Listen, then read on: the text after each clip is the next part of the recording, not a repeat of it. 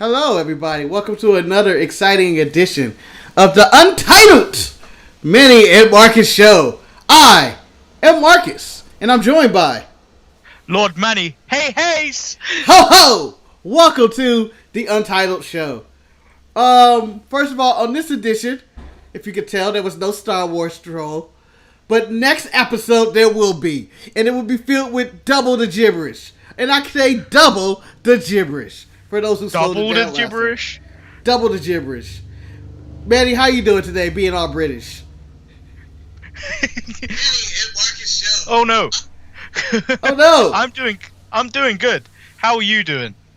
I'm doing good. I don't know if I even brought up my pains that I was going through in last week's show, but you know, it's still there, but it's not as bad. I can actually move around. I just want to point out, we've known about these pains since Friday when we recorded the Power Ranger episode, and Marcus has refused medical attention, or at least refused to take medical pills. No, I'm taking pills now. And I also got the heating pack on my hip right now, because it's not my lower back, it's my hip. And it's like, I'm thinking by not going to a doctor, by going to WebMD, that is sciatica. That's what I'm coming down with. Oh, so you're now self-medicating. I'm self-medicating and I'm self-doctoring. And yes, I feel like I can do a better job than the people in the doctor's office. Just saying. So, are we expecting a Marcus's Last Ride documentary of how your hip replacement is not being done by a real doctor, but being done by the butcher and the blade? Yeah. It's going like, I told him he probably should just cut the leg off and, just full surgery. Be done with it. With it. I can't deal with this anymore. He probably has the Rona. I think. I don't know all the symptoms of it, but I'm sure that's part of it. The Rona of the hip. Yeah, the Rona of the hip. He got hip Rona. Anyway, I started a song that my Corona do. Anyway, we're moving on. We're gonna move in straight into the Monday Night Raw report. We're not gonna beat around the bush. There's no news topics anyway. But we're gonna bring them all up on Raw anyway, so it's the same thing. It's all the same. So it's all just one segment of the Monday Night Raw recap. Manny, what were your overall thoughts of Monday Night Raw for this week?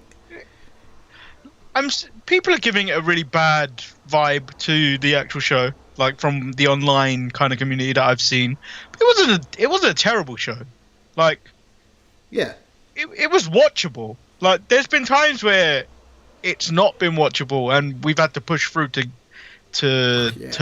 get to the end. But this one definitely felt like it was definitely watchable, and like it wasn't like a chore to get to the end of it. How did you find it? Well, I felt like, again, as I stated, I think on this show and a few other shows or forums or whatever, Raw is the most difficult show on television to produce each and every week, wrestling or non-wrestling. That is 3 hours of television from a show that's been around for over 20 years, and you've seen everything already, and you have a fan base that immediately hates it right off the bat. No matter what, they can go out there and give you 100% gold, and the fan base hates it. And I thought this was a solid addition. Was it spectacular? It's really hard to do a spectacular show again in like the Performance Center, but it was still a good show. I feel like the shows recently, whether it was the Heyman era or now the Pritchard era, they seem to be very well structured and have they limit the stories and matches and people that they're using. Like, I feel like this one only included like 5 or 6 segments. If you think about it, like they only used certain wrestlers, but everything had a nice flow to it, and I thought it was a solid show. Do you think this way of booking would allow for some type of A and B team? So like, instead of having an off season, you have an A team that come in, do some work for like, let's say 2-3 months, while the others are at home, and then you throw in the B team right afterwards, and obviously keep your top guys, like your champions, around. Yeah. But like, it'd be easy to shuffle people around like that and keep obviously keep matchups a lot more fresher. Yeah, I've always been in favor of like shuffling around. Of like, I'm not saying he deserves his own season, but the Seth Rollins season, in which you're like, oh, he's the main focus, or Kevin Owens or something like that, and you could just really like shuffle people around and keep matchups fresh. But currently, the way they have the roster split with SmackDown and Raw, I wouldn't do it like that. I would just, merge the rosters again and then do it that way. Because that way you have more talent that you can shuffle in. Like, okay, the New Day needs a break. Bring in the Usos or call up somebody from NXT. That would be how I would do it. And just keep, like, rotating. Okay, Matt Riddle needs time because he has allegations or whatever. He needs a vacation. Vacation allegations. Who knows? But, and then you have Drew Gulak or Mustafa Ali fill that spot. And you can just keep rotating. And it'd be similar to the way UFC does business, in which they're not just throwing you their main stars all the time. Like, it'd be like 6 or 7 months before you get a McGregor fight or something like that. Even though he's retired right now. But it'd be like, McGregor, all right, we're going to focus on... I'm blanking on the lioness name. God. You know her name, the Brazilian fighter. Dang it. She's in all the Modelo commercials. I don't know. Damn it. I was hoping you helped me. Because I watch American commercials. Yeah. She's the greatest fighter of all time. And it's not Ronda Rousey. I'm blanking out on her name. Amanda Nunes. Jesus. I don't know why that was so hard. But, you can focus on Amanda Nunes. Or as Mastodon, Fight Island this weekend. And, you can just really just, like, pick and choose who's the big star at this current moment. And I know that you have your champion. In your scenario, would you have Drew McIntyre show up every week? Or would your champion take time off as well? And be like, I'm going to step aside for a minute and let people do what they do. The thing is, I don't mind them keeping the champion relevant. I just don't need them being the typical fighting champion all the time. Because you kind of want... You want your champion there, but you don't need him to overstay his welcome, if you know what I mean. Yeah. Like, if he's there all the time, wrestling all the time, you get bored of him very quickly. I quite like if he's there, he does a promo segment here or there, does a backstage segment, has a match one week, and then a little bit of cool off. Yep. Because then there's a need. Like, I don't feel... I like the way they booked Brock Lesnar, I feel like was a good way to keep that... Because it was always in your forefront that, yeah, he's the champion, but he's not here. Yeah. You always thought about him. Yeah. You always thought about it, and when he showed up, it meant something. Yep. And every match felt like a big match he was involved. Like, he's fighting, Ricochet. I know this wasn't a big match. Ricochet got destroyed. But... he's fighting Ricochet. I wonder what's going to happen with Brock Lesnar and Ricochet. And you get to keep always thinking that in the back of your mind. So, Manny, this week, when we started Monday Night Raw, we started with Drew McIntyre and Dolph Ziggler and the returning Heath Slater. Do you feel like this was a good use of the returning Heath Slater and the WWE champion? It told a really good story, didn't it? Like, where were you? Yep. Where were you in my time of need? I was there for you when you got released. But where were you when I got released? You didn't even call me. You didn't even talk to me. What a dick! dick! Good story. Yeah, what a dick! I was like, oh, so you're champion now? You forget about everyone that came up with you, did you, Drew? You prick. Yeah, Drew. Yeah. See, this one to me, Drew will look like less of a dick today. I mean, not today. Let's say 8 months from now, when this pandemic thing may clear up. And they're in front of live crowds and they're touring and the champion have championship obligations, whatever those are. And they got to make appearances and stuff. And you get lost in their time. But currently, Drew, you have nothing but time on your hands. This is a pandemic. After the show, you go home. It's nothing else in between. At any point, he could have called Heath Slater. Was like, hey, you okay? I mean, I'm sorry, mate. We can't fight anymore. I promised you a title match, but they fired you. Hold on. Ding, ding. I'm sorry. But he came off as a dick. But I feel like the segment overall was really good. I thought Heath delivered his part of the promo. How do you feel about Heath? I think so. Like, I watched the WWE net. I think WWE.com exclusive on his Twitter, where he was talking about closing the chapter and then him moving on. So this was definitely like his chance to basically just say goodbye after his tenure in his long tenure in WWE, which was a nice thing for WWE to like do and obviously tell a story. And then like he delivered the best promo he's ever done in WWE. Yeah. This was the swan song. If there was ever a documentary, Heath Slater's The Last Ride, this was it. And he had the ending The Undertaker wish he had. That it was a conclusion to everything. And he got to incorporate 3MB, and that he was a comedy guy. And you see he's all yoked up now, and he got to tell a story with Drew McIntyre going like, this is it. This is what I chance. This is all I wanted was one match. And there was part of me that was disappointed that I didn't get a real match. I wanted the real match. I wanted the real match. I didn't think it was going to go like that, like after the promo go straight away. I thought it was going to close out, or at least be on like a closeout of an hour. Yeah. But like it just happened, and then like if you blinked, you would have missed the actual finish. Which there was part of me that was like, I wish Heath Slater got that one big match, but then you got to factor in he's not coming back. Like at this current juncture, they're not bringing him back. There's no reason to showcase Heath Slater able to compete with your champion right now. If he's going to Impact, you shouldn't be able to be like, this guy could have been world champion if they actually did something. So the idea of just Drew going like, bang, Clay Morris is over. I beat you in jeans. We're both in jeans, and this happened in less than a minute and a half.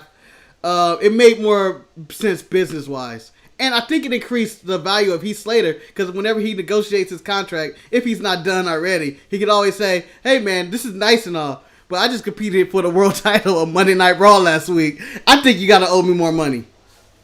I think that promo alone adds at least $50,000 to whatever he's negotiated. Do you think he drank Maverick? In which he cut a promo, he carried his own, he changed his look more than Maverick did, and Vince McMahon kind of goes, Heath Slater, huh? I kind of like this guy. Well, he's definitely got the build to someone that Vince likes now. Like, he was a bit of a scrawny guy, like, prior to this. Like, I don't understand why people decide to get into shape when they're trying to get a new job. Like, which alludes to, like, the MVP promo of being content later on the night when he was talking to Cedric. Yeah, you're part of the catering business. Yeah, it was just like, he got into shape now that he's released because he has to try to find a job. But go ahead. Go ahead. He definitely looks like a Vince guy now. Yeah. And whether that promo was enough to save his job, I don't know. But when Drake Maverick did it, there was so much traction behind it. Like, you saw real emotion that, this meant everything to him. But with Heath, we kind of know his story at the moment. Like, they've made several hints that he's gonna be going to Impact. Where even Rhino's saying his tag partner's got kids. Whose gimmick's got kids? He's him. It only makes sense. Like, if he doesn't show up at Slammiversary, I feel like they ripped everybody off. That people that paid to see Heath Slater and Rhino team together again, they ripped everybody off. I felt like he did deliver his promo. I believe he will be back in the future. I think he's definitely going to Impact. But I think he's such by coming back and helping WWE with this segment, and him getting in shape, and I believe him being a constant professional about this. Like, he doesn't seem like somebody that's taking shots or plans on doing some podcasts about ripping WWE or anything. You don't know that though. Not yet. He seems like the guy that. 2 weeks from now, we could be having a completely different conversation. Heath Slater rips WWE, criticized Saudi Arabia with Gallows and Anderson. This didn't go well, but I feel like he's in good standing, and he left I feel like he's leaving like a professional. His story got the rap, and I really enjoyed this overall segment. I wish Ziggler was able to punch him a little bit more though at the end. Like, before Drew McIntyre was like, come on, brother. Like, I feel like Ziggler could have got more heat by beating him up. He was just like shoving him and whatnot. I wanted him to like really go in. Take a bite out of him. Alright, moving into the other major stories of the show. The Golden Role Models, maybe their name, as everybody continues to call them, went head to head against Asuka. Or first, Sasha went against the returning Kairi Sane, whose job I have no idea what she does for a living anymore, because there's reports of her leaving. But she was another shocking return on Monday Night Raw. Yeah, that was an odd one because her Twitter said, "I'm back." various I don't know what you would call them, wrestling journalists, would on Twitter claimed that she's got dates that she's got to honor before she leaves, so maybe that takes her up to SummerSlam, who knows. But if I turn up to the Performance Center after having been mangled by Nia Jax, and I find out I'm facing Sasha Banks, I'm dancing. I'll get out the recorder and start playing. It was in her negotiations. I'll come back as long as you don't have to fight Nia Jax. If then, I'm retired. I'm quit. I'm going back to bed. Live with my husband. Live on happily ever after. I'm not taking any more bumps. So she comes back and she has a match with Sasha. What did you think of the Sasha's quest to fight every Japanese wrestler in WWE? It's a very good match. Like, it was advertised as what, first time ever.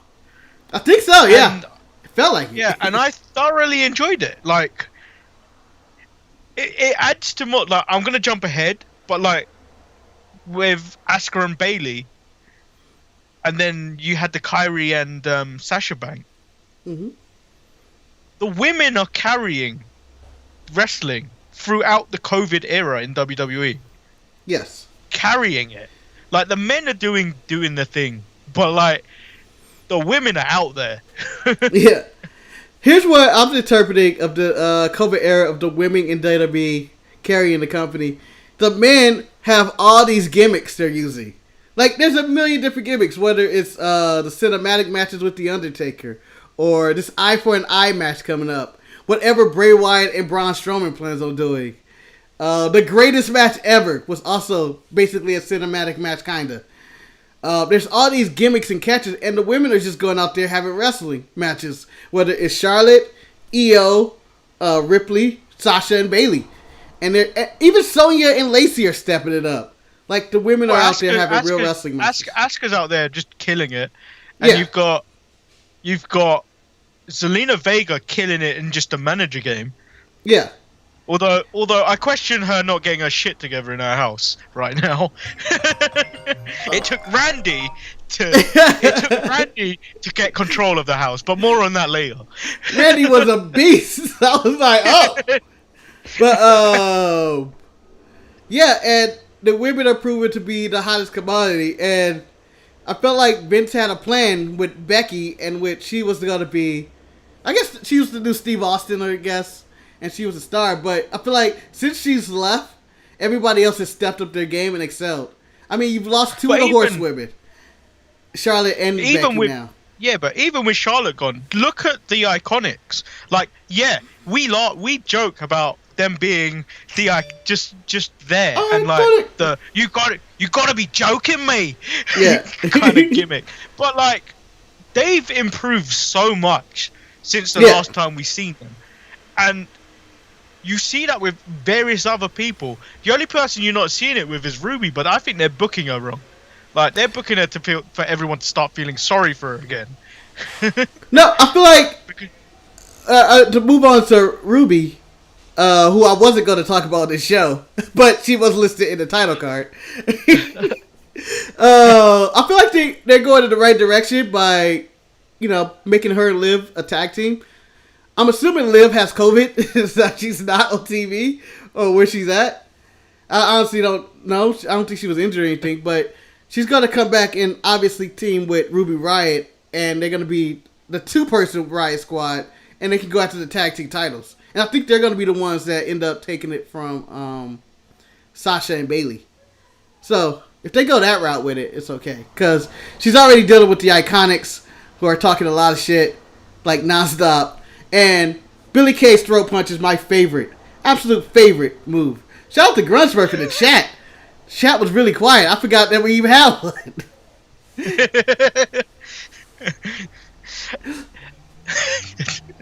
really just threw me off. Yep. But yeah, like the women are definitely making more of an impact than the men currently in the WWE. Yep. And leading the way. Oh, go ahead. AEW not so much. Like their division's not as strong as they want, and they've got injuries, but it's happening. Like Sheeta's gonna do her thing as well. Mm-hmm. And like when Britt comes back, when Statlander comes back, their division's gonna be all right.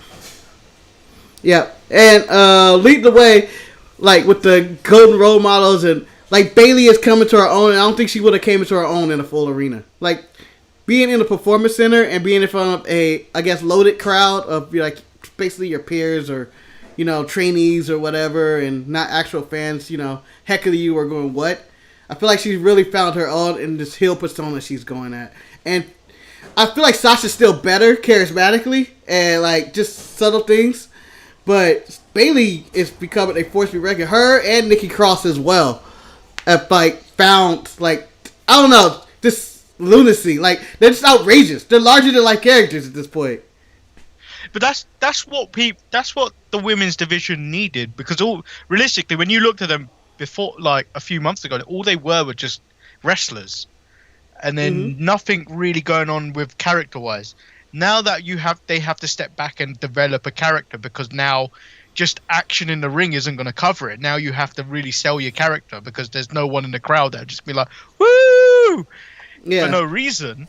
Hey Naomi, you got the glow. Yeah, you really have to invest in your character and really get it over. Yep. What do you think this leaves Shayna Baszler? Is she coming back, or is it like is she just screwed? It's a tough one. I think it's just because I think Vince isn't attracted to her. That's why she's not over.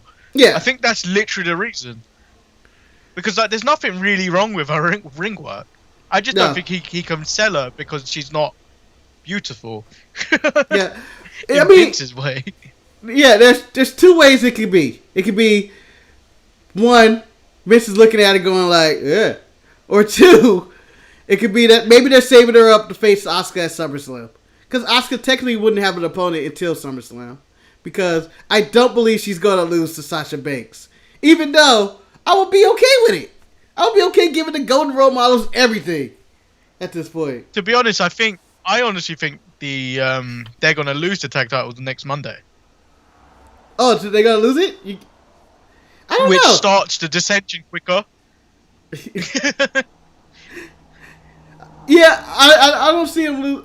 It's all pending on the Kairi Sane and Asuka. The Kairi Sane situation is she in this, or is this for real? God damn it! All right. Is that Eric trying with a run-in? No. It just says spammerous.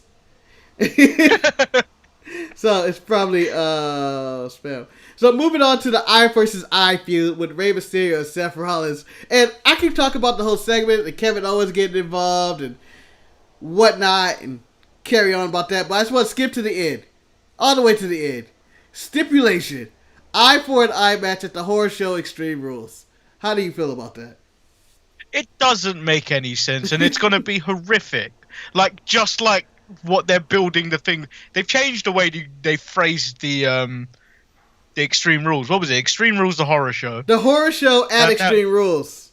They've changed it because when you say Extreme Rules, the Horror Show, it implies that it's going to be awful already to watch the Extreme Rules. Yeah. But now they're saying that you have to. The only way to win is by extracting the opponent's eye. And the only thing that ever comes up to me when you talk about something like that have you ever watched Any Given Sunday? Yes, yeah. And the eye pops out. Hit so hard, and the eye pops out. That's the only thing I can imagine, because there's no other way they can actually do a finish that is going to look realistic. Because that's going to look awful, and they've put themselves in a corner with this stipulation. I have no idea what they plan on doing with this. Like, even trying to think about the planning of like I feel bad for Seth and Rey Mysterio going like, we're gonna have to have a match in which one of us loses an eye, and I don't know how to do this. Like, it just doesn't seem like it's necessary. I don't even know how you win it. Like, I don't know how you make this look realistic. I don't know how you make it look phony and good. Like, nothing about it sounds like it's gonna work. But I give it this. It is something intriguing that you want to see. Like, I wonder where this is going and how much this is going to be some bullshit. Do you think this is going to be a real match, or do you think it's going to be cinematic? Because if they did it cinematically, I think it could work. But if they did it real, like in a ring, that's going to be awful. I have no idea, Manny. I think they're going to do a regular match and with cinematic elements in it. Similar to the greatest match ever, in which they can cut away and do stuff.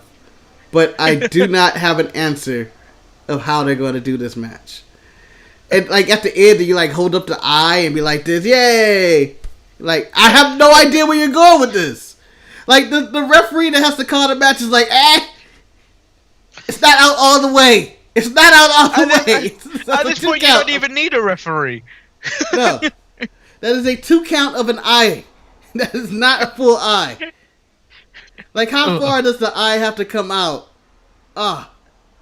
It sounds disgusting. I feel like it's going to be the number one thing people complain about on Extreme Rules. Other than maybe even a Braun and Bray Wyatt match. Who knows? I don't know where they're going with this whole show. But it is an intriguing idea of a show. Just like, we're going to just throw all types of bullshit at you and see what sticks. I don't see any of it working, though. I don't see any of it working. Next, Randy Orton against the Big Show's team of the Viking Raiders, who he needed them to become men again because apparently they lost all their balls in the Street Profit feud. In which Big Show is slapping them like, what happened to you guys? Come on, I need men out there. He slapped some sense into them. Yeah. And so the big story in this one, Andrade and Garza are still having their issues. Selena can't control them. It takes Randy Orton to grab Garza by the throat and say, man, get your shit together. I'm tired of y'all fucking around. It's like strangling him on TV. No, he dropped two F-bombs in that whole bit, and you could hear him say it. Like, he pulled back on it a little bit, but you could hear him say it, and no one thought to edit it, given it was a tape show. I feel like when he was getting the mic. When he threw him against the window, like against a plexiglass, I felt I was in trouble. That's how angry I saw Randy Orton. I'm like, what did I do? Oh my god! That was your dad coming into the room after you guys have fucked around, and him just getting shit together. Like, you better stop fucking around. He's like, and he texts one of the brothers. You go, I'm sitting up straight. You ain't getting me like that. It was like, Garza, get out of here! And it was one of those scenarios where I felt like it did make Garza look weak. It just looked like that was a physically imposing man that was about to beat the shit out of me. Because he wants to win this 6-man tag match that is about nothing. It's about nothing. What if something was on the line and you got to deal with Randy Orton? Do you know what I think I enjoyed about the lead up to this was when they were in the back, and then the only thing Randy could find in common with them was like, "Hey Andrade, you're third generation, aren't you?" He had to dig something You too, Garza. I was like, oh man, we got Legacy coming back. And he was like, don't fuck on me, man. I would love Legacy to come back as well. I know I'm not going to get it, but that would be so good.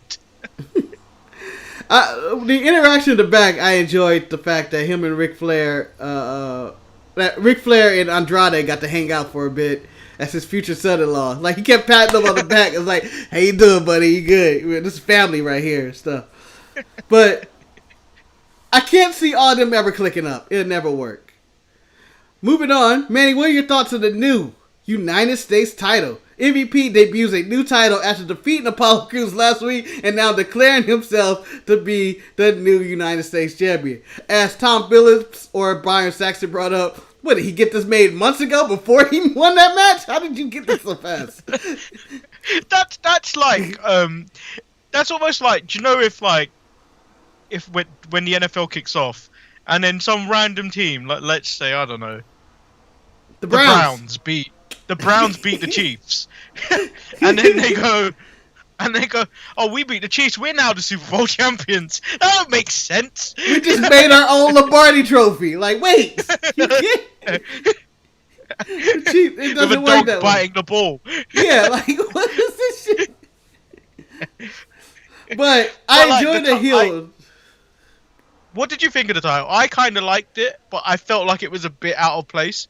Like I would have preferred the bit where it said champion in big blue letters to be towards the bottom, and then the eagle takes center stage, because I think that's what makes it. And then I'm not sure how you feel about the flag not having the blue but with the stars. I don't know if it's just me. I don't care about the flag. Sorry for the Patriots out there that need your flags on your belts. I don't need a flag on the belt. I thought it was nice. I thought it was a combination of the WCW belt and the Impact Championship. But the eagle in the middle made it, as Eric pointed out, or somebody else, I don't remember. It could have been you on Facebook. Somebody. It made it look like there were two balls. Like where it says champion. Like right there under the eagle. You see the eagle, and because it like the claws loop into something, it looks like there's balls hanging from the eagle.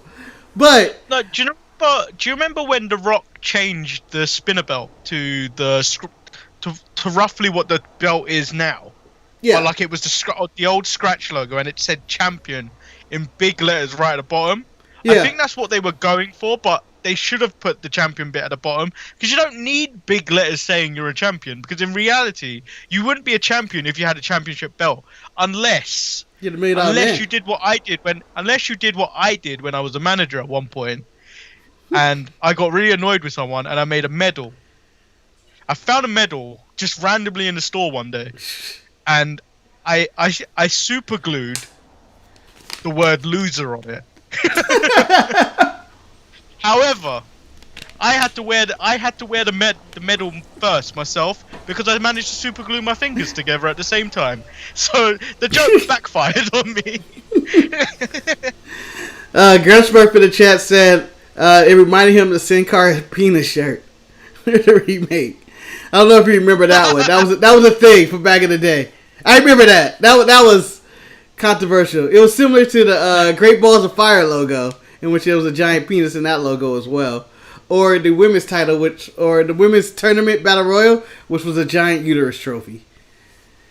But yeah, I like the title. I think it's a good title. I don't know how Apollo wins against MVP and then say, "I'm taking your title that you paid for, that isn't 100% official." But this is my title now. What do you feel about Cedric Alexander trying to join the Hurt Business group? And what do you feel about the Hurt Business in general? I like that they're trying to recruit. I think you don't see that very often. Like Selena was all recruiting people, but you never saw the recruitment process. Like you see MVP talking people up, like talking a big game of like, the grass is greener over here. Come join us. Come join us. We've got cake. Along those lines. But everyone's turning him down. But I feel like what he said to Cedric was like completely true. Mm-hmm. It's like, are you content being Ricochet's side? Did you say sidekick or side chick? Sidekick. He was his Robin.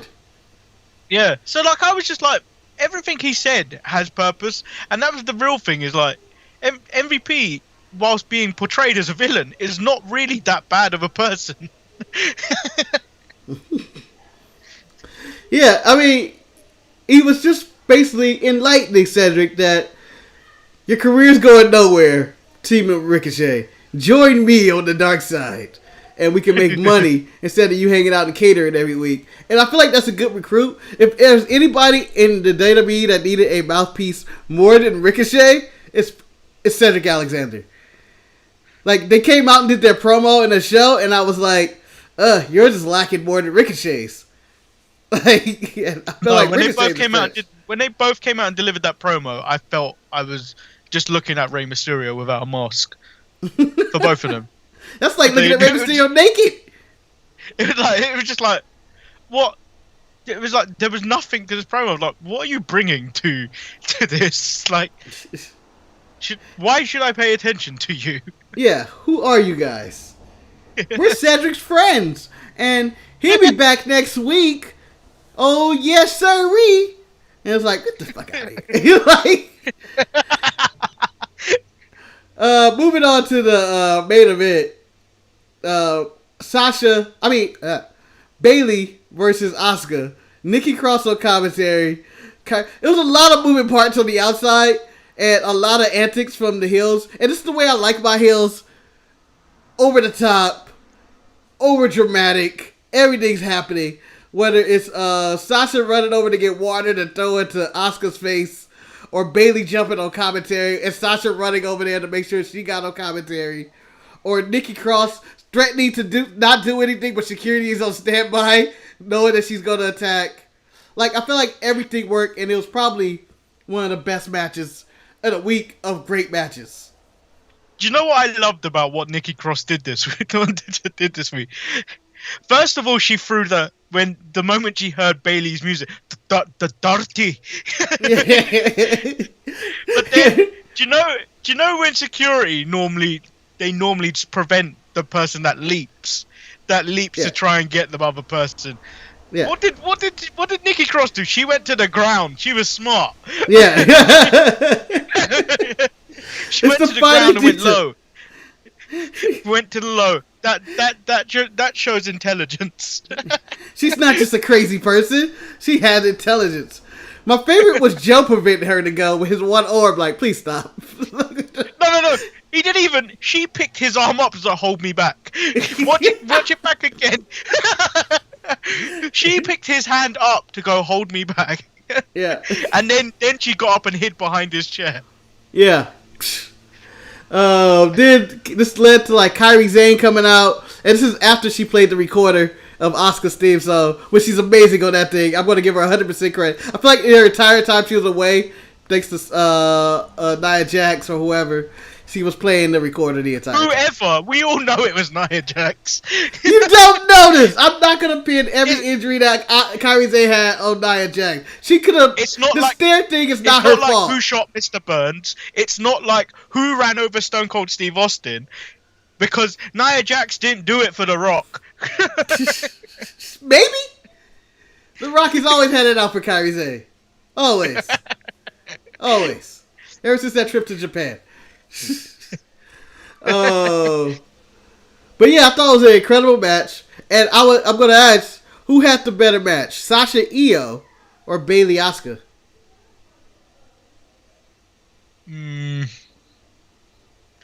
I think there was less antics in the Sasha Io, and I think I enjoyed that more.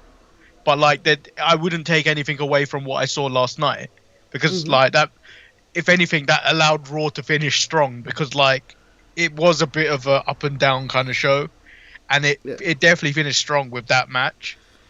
Yeah, I didn't know.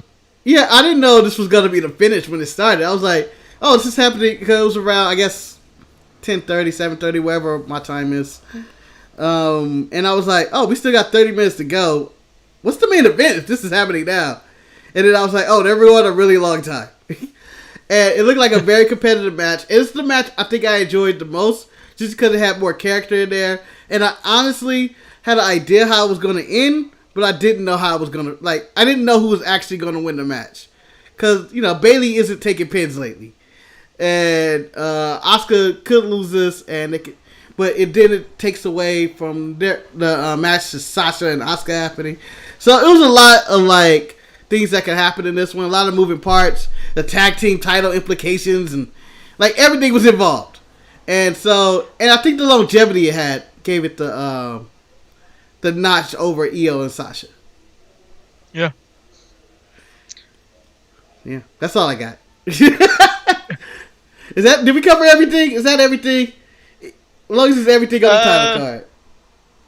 Yeah, that was pretty much everything, except I did want to pay reference to one thing the Iconics did at the end of their match. So obviously Ruby Riot's extensions got ripped out in this match, and then whilst they're kicking that around, as they're walking out, I think they've added a new phrase of "winner winner, chicken dinner." And it's so stupid, but I was like, why does it work with them? It fits them just the way they say, winner, winner, chicken dinner. Like, it fits them 100%. And by the way, Ruby Riott does not need all this hair. Like, there was so much hair. And I was like, why? That extension was so unnecessary. It's just like falling all over. I'm like, this is unnecessary. Just cut it all off. Oh. Yeah, so my favorite thing about the Iconics though is the current Billie Kay throw punch. That whenever match, I'm just looking for the attempt to throw, just do it. And she got Ruby at the throat on top of the rope, and I was like, got her. There it is, after the distraction. Is that an illegal move? I don't think it is. It's not. It's just, the Undertaker used to do it all the time. But now it's the Billie Kay throw punch, and I'm like, she shouldn't have this, the Undertaker's move, but whatever. But she's got quite a lot of the Undertaker's moveset. She's got a big boot. Ding, ding, ding. What next? Undertaker, I'm stealing your moves. Just because Bayley likes to ring a bell when she gets her phone. That was my favorite moment of the night, and I was like, what is she doing? Ding dong. Ding dong. Answer the phone. Oh, man. So, that was Monday Night Raw. I thought, again, it was a solid show. It was a good show. A lot of stuff happening. I enjoyed most of the character work probably more. And the main event was probably by far the best match of the show. And too many people wrestling in standard clothes. MVP wrestled in a tie. He could have took the tie off at least. If you're doing an impromptu match, take the tie off. I quite like that he wrestled in a full suit. It reminds me of, I can't remember his name. Mr. The guy Hughes? in Power. Whenever he did his bullshit. What guy? NWA Power? No. Power, the series, the TV series. Oh! I didn't watch that show. It's like when the King Boss just like has to do some business and then he's just doing it in his suit. Yeah, but most of them take off. Most of them take off the tie. I'm okay with him wearing like the tie needs to be at least loosened up. He was still doing business. Like he swore he had a meeting after. Like, oh, I can't take this off. I have to go right in the back after this and talk to some people. So that is Monday Night Raw, guys. We will be back on Thursday. Check out this title card. Bang. For the Fyter Fest Great American Bash show. It will be Thursday, 11 a.m., 2 p.m. Eastern Time, and 7 p.m. GMT time. Because I normally forget to add that. I normally forget to add that. I discriminate against the British and the English across the pond and everywhere like that. It's okay. You don't have to always be right. So, is there any more questions in the chat? Oh, go ahead. Let's just put it out there. You lost the Independence Day competition. And you got only the fans to blame because only one person voted. So yeah. I won, and you're a disgrace to your country. How do you feel? Well, considering being a black man in America, no matter what I did, I'm a disgrace to my country. Bubba Watson did nothing wrong. Trump calls him a disgrace to his country. It doesn't matter. You can do everything right, and somehow you end up being a disgrace to your country. I don't care anymore. I'm a man without a country. Thanks, Manny. Thank you. We'll accept you back. But be sure to check out some of our side shows of the casting subject to change. There will be more other content coming along as well, in which currently we have the Independence Day and the selecting of the cast of the Mighty Morphin Power Rangers. We have others coming out this weekend. I should be a Canadian? I don't know about that. They too nice. I'm an asshole.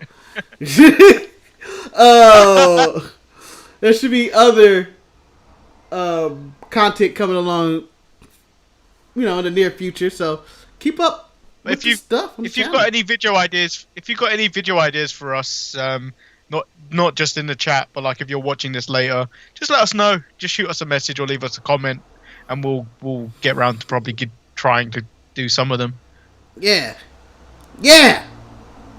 And don't forget to buy some of our merchandise. This is not our merchandise. Eric actually, we have the regular.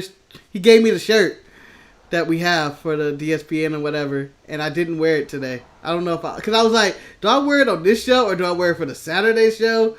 Because I feel like Eric's gonna wear his on the Saturday. I don't know. Do we do it that way or do I wear it? I don't even know where mine is at the moment. Mine's probably like somewhere over the Atlantic Ocean. Yeah, or into the Atlantic Ocean. It's it's delivered, or they went backwards, put the Pacific Ocean, maybe in the Indian Ocean. Like you're like, I don't know where this is at. So be sure to check out all our content. Manny, you have any final words to leave or anything? No, let's just everyone have a good day. Like, subscribe, click that notification bell. Tell some of your friends. Tell some of your friends. You tell a friend, they tell a friend, they come back and they tell me, and then we expand this universe. And before you know it, we'll have 17 people. 7,000 people strong. And the money comes in. And no, Grudgeworth, we do not plan our outfits. So that will do it for the Untitled Manny and Marcus show. Hey. Ho ho. Tune in to us Thursday. Thank you very much for watching today. Grudgeworth in the chat. See you guys Thursday. Peace. Peace. In the Middle East. Please. Please.